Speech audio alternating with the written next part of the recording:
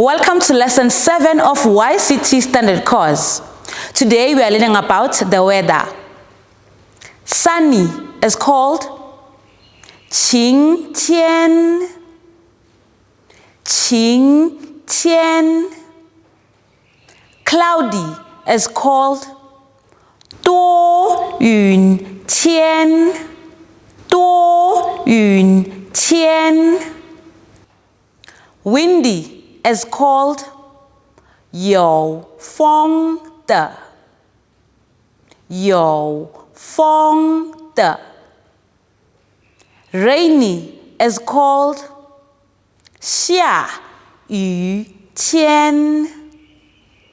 下雨天. Stormy is called 暴风雨. 暴风雨. Now, let's review the words again.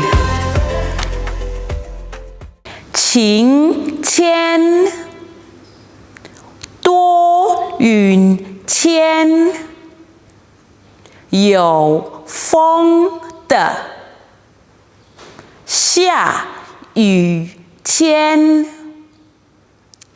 暴风雨. This is the end of today's lesson. Please remember to like, share, comment, hit the subscribe and notification button. See you next time. Goodbye.